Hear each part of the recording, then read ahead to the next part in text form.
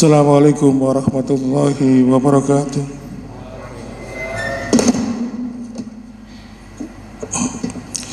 Alhamdulillah hamdan katsiran thayyiban mubarakan fi kama yuhibbu rabbuna wa yarda.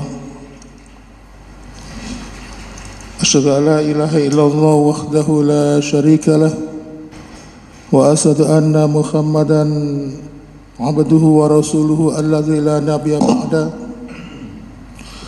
Allahumma shalli wa sallim wa barik ala Muhammadin wa ala alihi wa ashabihi wa man tabi'ahum bi ihsan ila yaumiddin. Fa ya ibadallah usikum wa nafsi bi taqwallah faqad fazal muttaqun. Qala ta'ala fi kitabil karim a'udzu billahi as-sami'il 'alim minas syaitonir rajim. Ya ayyuhalladzina amanu taqullaha haqqa tuqatih wa la tamutunna illa wa antum muslimun. Alhamdulillah kita senantiasa diberikan kesehatan oleh Allah Subhanahu wa taala sehingga bisa menjalani ibadah khususnya puasa di bulan Ramadan ini, karena ibadah puasa itu tidak hanya membutuhkan niat yang ikhlas, hati yang ridho dengan ketentuan Allah, tetapi kesuksesan ibadah puasa itu juga disebabkan karena sehat, kuat dan jasmani. Jangankan kesehatan, sakit flu aja itu sudah mempengaruhi. Makanya salah satu rukso atau keringanan yang diberikan oleh Allah kepada orang-orang yang sedang mengalami gangguan fisik seperti sakit, maka boleh tidak berpuasa. Dan tentunya bilangan puasa yang ditinggalkan itu diganti suatu hari nanti. Dan tentunya sudah dikenalkan kepada kita di dalam syariat agama kita beberapa mekanisme cara menggantinya. Kalau misalnya dia sakit sifatnya sementara dan bisa pulih kembali, bisa sembuh, pakai mekanisme mengganti seperti ini. Tapi bagaimana kalau misalnya sakitnya menahun, sudah tidak ada harapan untuk sembuh, maka Allah sudah memberikan solusi. Mekanismenya untuk mengganti puasa yang ditinggalkan adalah seperti ini. Yang kedua, ma'asyiral muslimin, tentunya tadi kita sebelum melaksanakan sholat subuh berjamaah, kita semuanya sudah melaksanakan salah satu sunnah Rasulullah SAW, yaitu melaksanakan qobliyah sholat fajar atau sholat sunnah sebelum sholat subuh.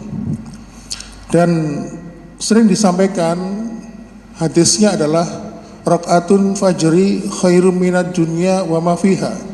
Sesungguhnya 2 rakaat sebelum melakukan sholat subuh itu, kata Rasulullah, lebih baik daripada dunia dan seisinya. Artinya kita ini adalah orang yang kaya, sampai seluruh isi dunia itu lebih baik, lebih utama orang-orang yang melakukan sholat sunnah sebelum melakukan sholat subuh. Dan seperti kita ketahui bersama, isi dunia itu apa? Kadang kita ini bersusah payah, berlomba-lomba, banting tulang, memeras keringat hanya untuk mencari setetes karunia Allah berupa dunia. Tetapi kata Rasulullah, hanya dengan melakukan 2 rakaat sholat subuh, 2 rakaat sebelum sholat subuh, kita seakan-akan mendapatkan dunia dan seisinya. Dan itu diberikan oleh Allah di luar bulan Ramadan, dan juga di dalam bulan Ramadan, juga di luar bulan Ramadan. Kalau di luar bulan Ramadan saja balasannya khairum minad dunya wa ma fiha, yang lebih baik dari dunia dan seisinya, terlebih lagi apabila itu dilakukan di dalam bulan Ramadan. Sehingga akhirnya kita mengetahui sebuah keterangan dalam sebuah riwayat disebutkan bahwa Allah pun dalam bulan Ramadan ini melipat gandakan seluruh amal ibadah hamba-hambanya yang sunnah, derajatnya bahkan bisa mendekati derajat ibadah sholat yang fardu. Demikianlah ma'asyiral muslimin, sebagai muqaddimah kita akan memasuki pada materi utama kita. Sebagaimana kita ketahui bahwa kita dalam beribadah kepada Allah itu orientasi utamanya adalah bagaimana amal itu bisa diterima oleh Allah Subhanahu wa taala. Karena ibadah yang kita lakukan ini secara otomatis akan dicatat oleh malaikat yang bertugas untuk mencatat amal kebaikan, yaitu malaikat raqib. Tapi masalahnya, tidak setiap amal itu langsung diterima dan diberikan pahala oleh Allah Subhanahu wa taala. Maka kenapa Nabi Ibrahim ketika diperintahkan oleh Allah membangun Ka'bah, Nabi Ibrahim pun berdoa, Rabbana taqabbal minna innaka antas samiul alim. Ya Allah, terimalah persembahanku ini, terimalah apa yang aku lakukan ini. Padahal konteksnya dalam hal ini Nabi Ibrahim pun diperintahkan oleh Allah untuk membangun atau memperbaiki Ka'bah, karena Ka'bah itu bangunannya sudah ada sebelum era Nabi Ibrahim, dan Nabi Ibrahim pun diperintahkan oleh Allah untuk memperbaiki Ka'bah. Karena ini perintah Allah, Nabi Ibrahim pun melaksanakan perintah Allah. Nabi Ibrahim tidak yakin kalau apa yang dia lakukan itu diterima oleh Allah, sehingga akhirnya Nabi Ibrahim pun berdoa kepada Allah agar menerima hasil karya dari Nabi Ibrahim ini. Kalau misalnya setiap amal ibadah kita diterima dan pasti diterima oleh Allah, maka junjungan kita Nabi besar Muhammad SAW pasti tidak akan berdoa kepada Allah, memohon setiap salat subuh. Setelah salat subuh, dalam riwayat Imam Ibnu Majah, beliau mengajarkan kepada kita sebuah doa, Allahumma inni as'aluka ilman nafi'an wa rizqan thayyiban wa amalan mutaqabbalan. Ya Allah, aku memohon kepadamu ilmu yang bermanfaat, rizki yang barokah, dan amalan-amalan yang diterima. Kalau misalnya Nabi Nuh tahu amalan itu pasti diterima oleh Allah, maka Nabi Nuh pun tidak akan banyak berdoa. Tapi kenyataannya Nabi Nuh pun banyak berdoa. Makanya agar doa itu atau amalan itu diterima oleh Allah, kita harus tahu ilmunya. Kita belajar dari manusia di era pertama dulu, seperti anak keturunan Adam. Dalam kisah itu dikisahkan tentang kisah dua orang anak Adam yang bernama Habil dan Qabil. Jadi di dalam surat Al-Maidah ayat 27 itu Allah menceritakan tentang Habil dan Qabil. Dan ceritakanlah Muhammad yang sebenarnya kepada mereka tentang kisah kedua putra Adam. Ketika keduanya mempersembahkan kurban, maka kurban salah satu dari mereka diterima oleh Allah. Jadi di antara mereka Habil dan Qabil, yang diterima korbannya oleh Allah itu adalah Habil. Sedangkan persembahan kurban yang ditolak oleh Allah adalah Qabil. Karena mengetahui Habil ini kurbannya diterima, lalu timbul rasa hasad dengki di dalam hatinya Qabil, sehingga akhirnya Qabil pun membunuh Habil. Dan inilah peristiwa pembunuhan manusia pertama di muka bumi. Lalu ketika Habil ini dibunuh, lalu Habil pun berkata kepada Qabil, innama yataqabbalallahu minal muttaqin, sesungguhnya Allah hanya menerima amalan-amalan dari hamba-hamba yang bertakwa.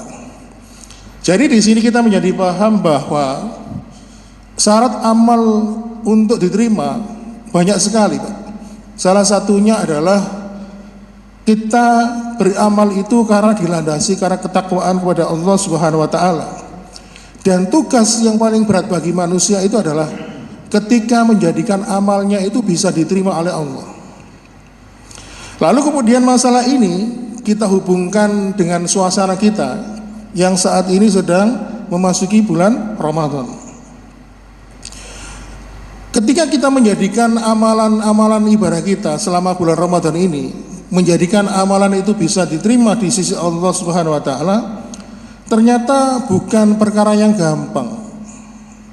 Makanya kenapa kita sering mendapati cerita dulu ketika kita akan memasuki bulan Ramadan, diceritakan banyak para sahabat itu sebelum 6 bulan datangnya bulan Ramadan, mereka banyak berdoa kepada Allah agar mereka ini diberikan kesempatan bersua kembali dengan bulan Ramadan. Bahkan hingga bulan Ramadan itu pergi, 6 bulan berikutnya mereka banyak berdoa, ya Allah, terimalah amal-amal ibadahku ini selama di dalam bulan Ramadan. Oleh karena itu, ma'asyiral muslimin, setelah kita memahami bahwa amalan ibadah Ramadan itu ternyata sulit untuk diterima oleh Allah, maka ternyata di antara kita atau mungkin diri kita tidak menyadari bahwa selama di dalam melakukan amalan ibadah selama melakukan amalan di bulan Ramadan itu, kita melakukan perbuatan-perbuatan yang ternyata bisa merusak pahala ibadah Ramadan. Jadi kita harus ngerti segala sesuatu itu ada yang merusak. Kalau misalnya kayu, kalau tukang kayu seperti Cak Jailani tahu yang merusak kayu itu adalah rayap. Kalau misalnya tukang bangunan, ya, seperti Pak Pon tahu yang merusak tembok itu apa? Lumut. Kemudian kalau Pak Ari, ya, sebagai seorang yang ahli membuat gula pasir tahu perusaknya gula itu apa? Ketika gula itu sudah kecampuran semut dan sebagainya. Atau mungkin ketika gula itu sudah ketiban apa? Kalau orang Jawa bilang ketiban cecek dan sebagainya, maka kualitas gula itu sudah bisa dipastikan rusak. Begitu juga dengan wudu. Wudu itu apa yang rusak? Batal karena kentut. Sholat itu apa yang rusak? Karena pembicaraan manusia, bukan pembicaraan dari Allah, seperti berkata-kata atau mungkin tertawa. Maka kalau kita memahami segala sesuatu itu ada yang merusak dan sebagai perusak, maka kita juga harus tahu di dalam bulan Ramadan itu apa saja yang bisa merusak pahala-pahala amal selama di bulan Ramadan. Karena kalau kita ini tidak menyadari hal ini, kita pasti akan capek, ya. Tuas ibadah di bulan Ramadan, muspro, tidak dapat apa-apa karena kita melakukan perbuatan yang tanpa kita sadari itu menjadi sebab rusaknya ibadah selama dalam bulan Ramadan. Dan perlu diketahui bahwa sempurnanya bulan Ramadan itu, ibadah di bulan Ramadan itu sempurna bukan karena tilawah kita. Sempurnanya ibadah Ramadan itu bukan hanya sempurna karena tarawih kita. Sempurnanya ibadah Ramadan kita itu bukan hanya ketika kita ini melaksanakan iktikaf, terutama di 10 hari terakhir di bulan Ramadan. Dan sempurnanya bulan Ramadan itu bukan hanya dengan menutup rangkaian ibadah Ramadan itu dengan membayar zakat fitri, tetapi sempurnanya rangkaian ibadah Ramadan itu adalah ketaatan yang selama ini kita lakukan di dalam bulan Ramadan. Dan kita pun punya komitmen untuk meninggalkan perbuatan-perbuatan dosa, dan dari dosa itu akhirnya bisa memberikan dampak rusaknya amal ibadah kita secara umum dan rusaknya amal ibadah Ramadan kita secara khusus. Dan inilah yang akan kita bahas pada pagi hari ini, yaitu tentang perusak atau rusaknya amalan-amalan selama di bulan Ramadan. Selama ini kita memahami secara fikih yang merusak Ramadan itu makan dan minum secara sengaja di siang hari. Atau mungkin selama ini kita juga sering memahami kalau yang merusak ibadah Ramadan itu rasan-rasan, ghibah, ya, atau mungkin berkata kotor, mengumpat, mencela dan sebagainya. Tetapi ternyata banyak referensi, Pak, banyak dalil yang menyebutkan bahwa tidak hanya itu saja yang bisa merusak amalan-amalan di bulan Ramadan. Dan ma'asyiral muslimin, perusak amalan Ramadan yang pertama dan yang utama. Jadi perusak amal itu ada yang utama, ya, dan bisa merusak semuanya, tidak hanya Ramadan saja. Dan ini adalah ditempati peringkat pertama, yaitu perbuatan dosa syirik. Jadi dosa syirik itu bisa merusak amal, tidak hanya amal ibadah Ramadan saja, tetapi haji bisa hapus, bisa hilang, ibadah sholat, sedekah dan sebagainya, bahkan syahadat atau keislaman seseorang itu bisa batal karena perbuatan syirik. Sebagaimana secara umum disebutkan oleh Allah di surat Az-Zumar di ayat yang ke-65, walaqad uhiya ilaika wa ilal ladina min qablik la in asyrakta la yahbatana amaluka wala takunnana minal khasirin. Dan sungguh telah diwahyukan kepadamu dan juga kepada nabi-nabi yang lainnya, sungguh jika engkau menyekutukan Allah, niscaya akan hapuslah amalmu dan tentulah engkau termasuk orang yang rugi. Di sini kita pahami dulu, Pak, syirik itu apa ya? Karena banyak orang yang berpuasa, menahan dahaga, menahan lapar, haus, tanpa sadar dia itu berbuat syirik dan membawa keyakinan syiriknya. Jadi ini ada kisahnya di dalam sebuah hadis yang diriwayatkan oleh Imam Muslim. Ini mengenai seorang sahabat yang bernama Abdullah bin Zun'an. Jadi Abdullah bin Zun'an ini ketika meninggal dunia, para sahabat yang lain itu kasak kusuk, penasaran, ini gimana nih Abdullah bin Zun'an ini tempatnya di mana? Mereka kasak kusuk mau nanya langsung kepada Nabi, sungkan. Akhirnya datang ke hadapan Ibunda Aisyah menceritakan tentang penasaran mereka bagaimana kedudukan Abdullah bin Zun'an ini. Dan akhirnya Ibunda Aisyah pun menghampiri Rasulullah SAW menceritakan, ya Rasulullah, banyak yang ingin bertanya kepadamu tapi sungkan. Akhirnya titip tanya lewat aku tentang kedudukan Abdullah bin Zun'an itu, kedudukannya di mana? Di surga atau neraka? Lalu dengan singkat Rasulullah mengatakan finnar, tempatnya di neraka. Loh kok bisa seorang sahabat tempatnya di neraka? Padahal Pak, dalam hubungan sosial di era kenabian waktu itu, Nabi itu sering, siapa yang, aku sudah kedatangan tamu, siapa di antara kalian yang mau menjamu tamu ini? Abdullah bin Zun'an ini mengangkat tangannya, saya ya Rasul. Bahkan Abdullah bin Zun'an ini tingkat sosialnya tinggi Pak, suka membantu orang lain, membantu urusan orang lain. Bahkan dia itu suka memuliakan tamu. Bahkan di rumahnya disediakan tamu khusus ya, ruangan khusus seperti kamar tidur khusus untuk tamu. Kemudian alat makan, alat minum khusus untuk tamu. Dan apabila anggota keluarganya diketahui menggunakan fasilitas untuk tamu dipakai oleh keluarganya, Abdullah bin Zun'an ini marah ya, padahal tingkat sosialnya paling tinggi. Tapi kenapa Abdullah bin Zun'an ini kok masuk neraka? Jadi disebutkan Rasulullah SAW itu pernah menegur dia,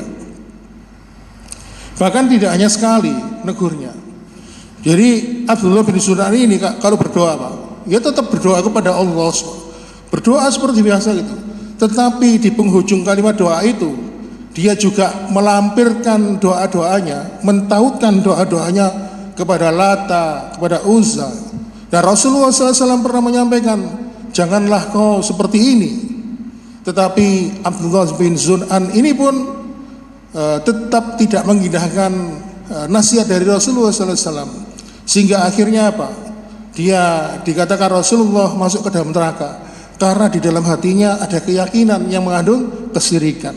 Bayangkan sekelas sahabat Nabi yang dikenal mempunyai jiwa sosial yang tinggi, suka membantu orang lain, tetapi kalau di dalam hatinya ada kesyirikan, maka itu semuanya tidak artinya di hadapan Allah Subhanahu wa taala.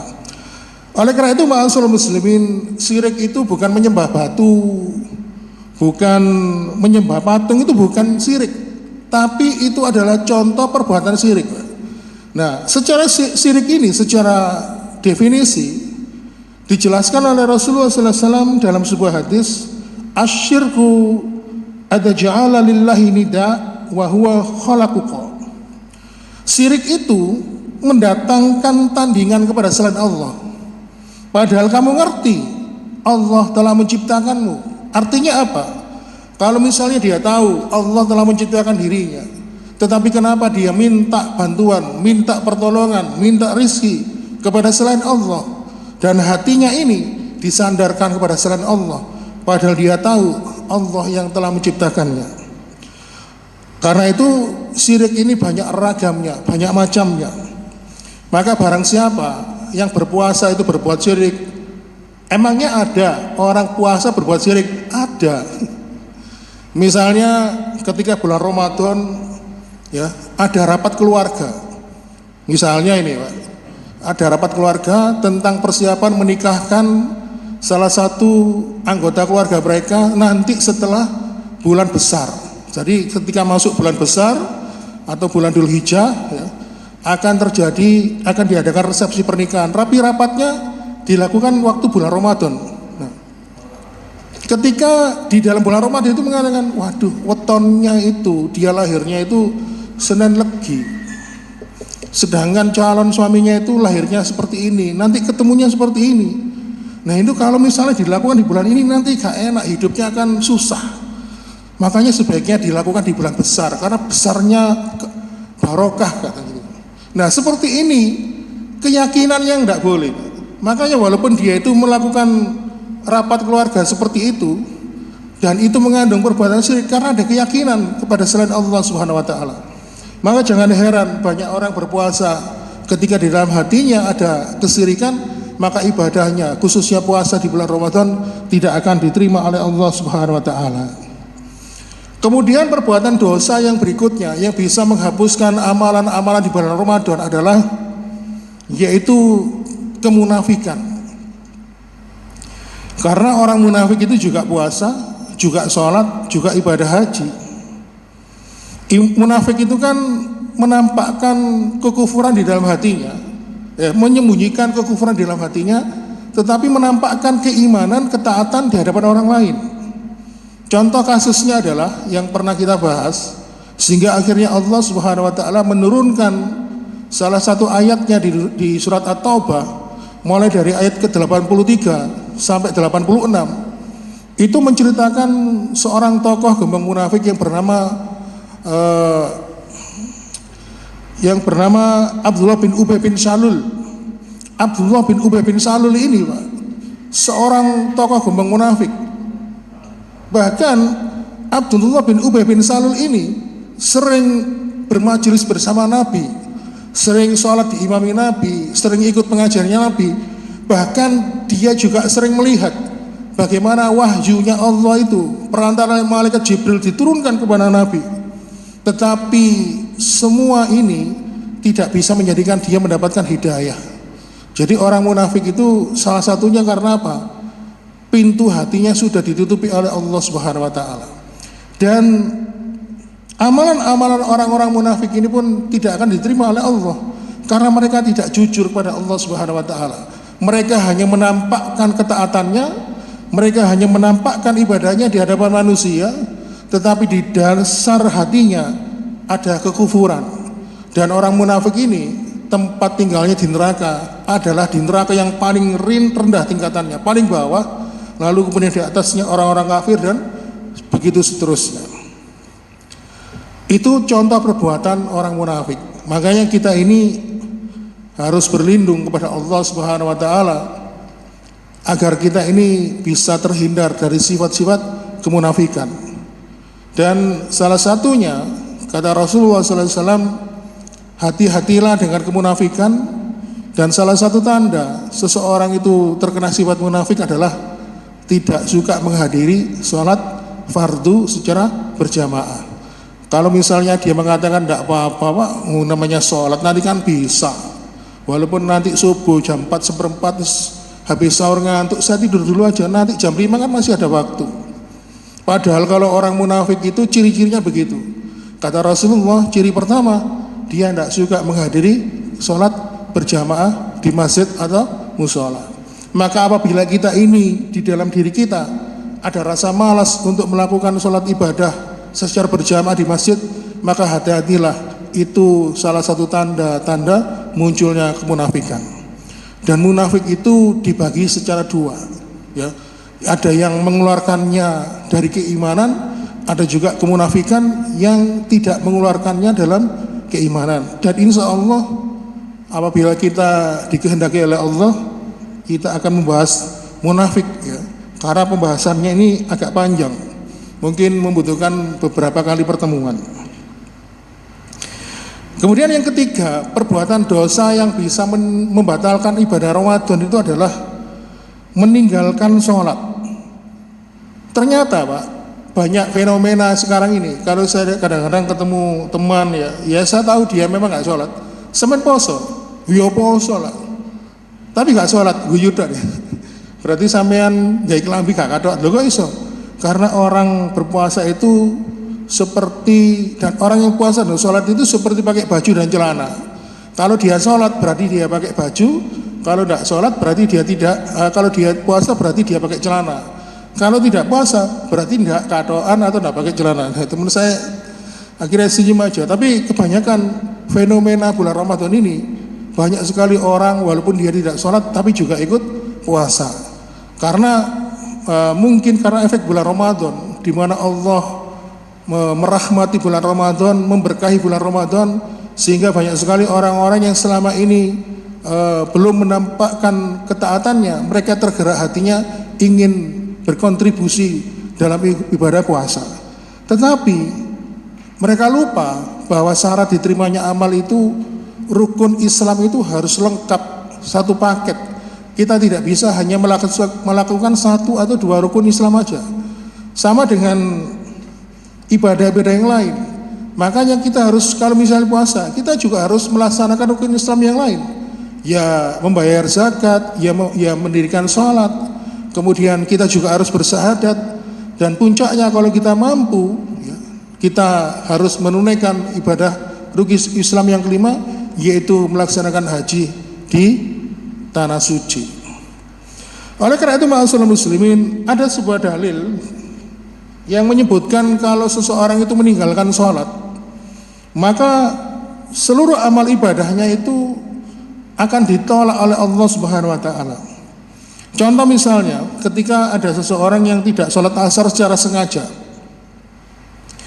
Rasulullah SAW menyampaikan, "Man taraka sholat al-asr faqad habita amaluhu." Siapapun yang secara sengaja meninggalkan sholat asar, maka terhapuslah seluruh amal-amalnya pada hari itu. Maka kalau ada orang yang berpuasa, kemudian dia tidak melaksanakan sholat atau sengaja tidak melaksanakan sholat, maka seperti tutup lubang gali lubang, dan apa yang dia tinggalkan dari sholat itu tidak bisa diganti dengan puasa. Misalnya berpuasa secara 1 bulan penuh di bulan Ramadan, karena sholat itu juga mempunyai kedudukan tersendiri di hadapan Allah Subhanahu wa Ta'ala. Kemudian yang keempat, ma'asyiral muslimin, yang jarang disadari, yang bisa menghapuskan pahala ibadah di bulan Ramadan adalah ketika tidak mau atau tidak menerima ketetapan Allah. Misalnya menggugat takdir. Jadi kadang itu orang ketika berpuasa itu kan kadang-kadang ya ada kemungkinan, misalnya suami dan istri itu kan sedang berseteru ringan ya. Lalu kemudian sang istri mengatakan, "Lapo Mas, aku ben kok kenal mbek sampean. Aku nek carane ngene aku moh kenal mbek sampean, nek carane ngono aku moh." Padahal kata-kata itu walaupun sifatnya ringan, tapi sebenarnya isinya itu menggugat takdir.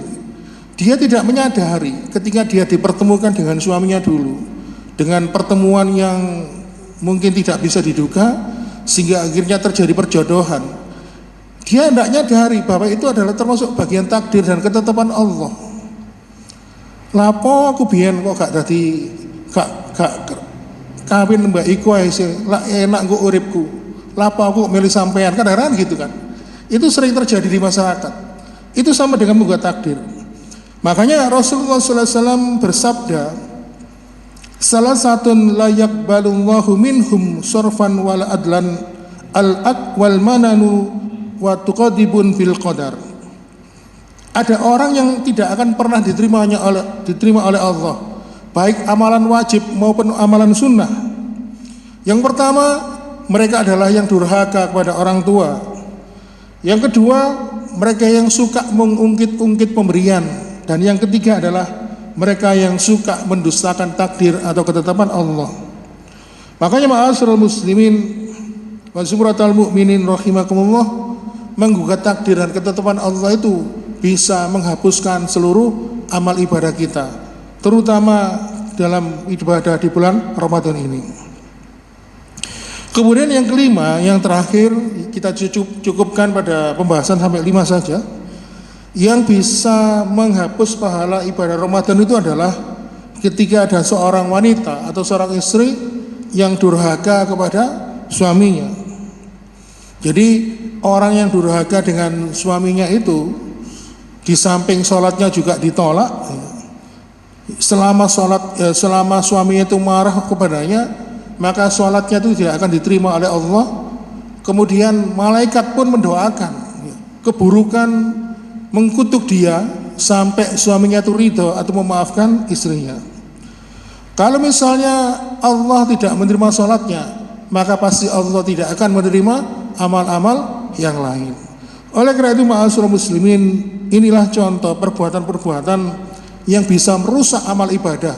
Entah itu ibadah puasa, ibadah haji, ibadah sholat, dan tentu saja masih banyak perbuatan-perbuatan yang lain yang bisa menghapuskan amalan-amalan, terutama saat ini yang kita sedang memasuki bulan Ramadan. Oleh karena itu, menjadikan amalan ini diterima di sisi Allah Subhanahu wa taala adalah perkara yang tidak mudah, perkara yang sulit, tetapi harus kita perjuangkan. Salah satu caranya kita harus tahu ilmunya, bagaimana kita dapat menghindar dari perkara-perkara yang bisa menghapuskan pahala dari ibadah yang kita laksanakan di dalam bulan Ramadan ini khususnya. Demikian ma'asyiral muslimin yang mungkin dapat kami sampaikan. Mohon maaf bila kekurangan. Aqulu qouli hadza wa astaghfiru wa lakum subhanakallahumma wa bihamdika asyhadu an la ilaha illa anta astaghfiruka wa atubu ilaik. Wassalamualaikum warahmatullahi wabarakatuh.